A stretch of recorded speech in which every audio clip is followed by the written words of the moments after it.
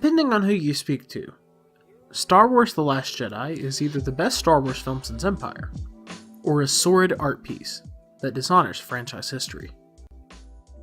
One thing you should know about me is that I'm a firm believer in stories being subjective. Storytelling isn't religion, and established doctrines are all the time being added to and taken away from. So I truly mean this when I say that both outlooks on The Last Jedi are completely valid reactions. But there is one thing that sticks out in many assessments, and no matter how many times I hear it, it just strikes me as wrong. And that's this: the idea that The Last Jedi is inherently postmodernist. This is a refrain I've heard from those who loved the movie and hated it. I've heard it from conservatives and liberals. I've heard it from fans and non-fans.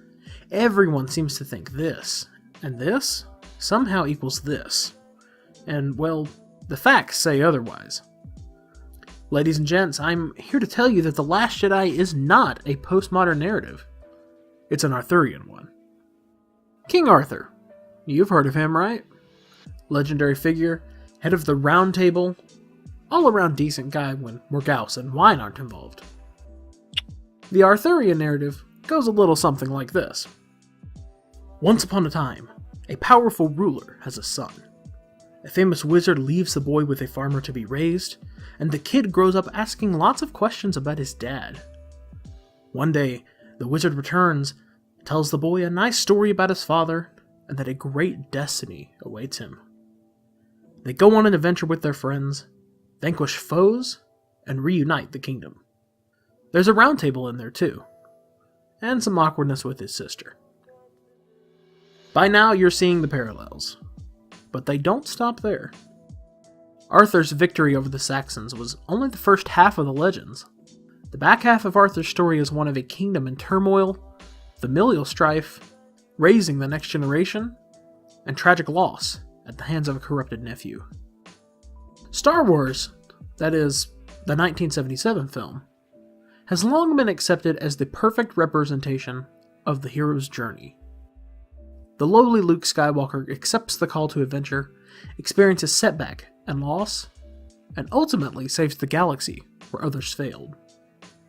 I think a lot of fans see this 11-film, 5 TV series, umpteenth book, and endless spin-off franchise through that narrow lens.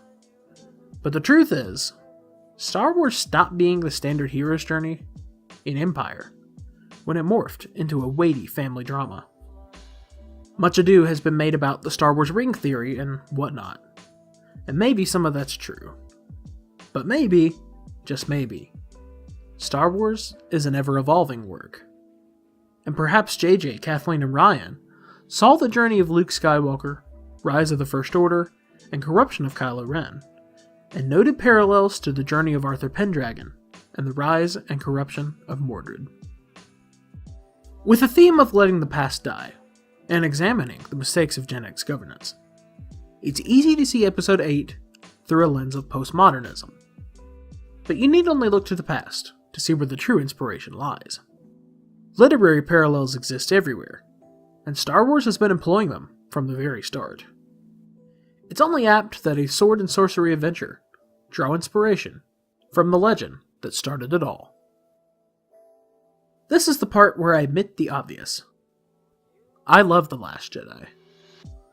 Even as the franchise looks ahead, a movie that poignant and deliberate could have only been made with a deep appreciation for the past. Nobody wastes 4 years of their life to make a movie they don't believe in.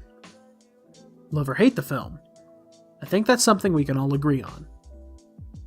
In time, it may be fans who look back on The Last Jedi with reassessing eyes.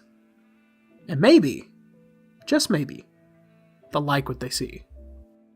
Who am I kidding? They probably experienced time backwards and know something about Episode 9 the rest of us don't. Thanks, Merlin. And that's the end of the video. Star Wars Month will continue with more videos soon. If you like what you heard, please subscribe, and check out my last video essay if you want more story-baked awesomeness.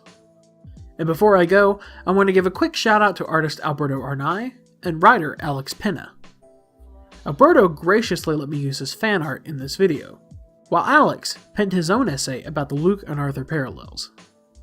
It was nice to see other fans picking up on the same themes I did, so go check out their work. Links in the description below. Thanks for watching, and may the Force be with you.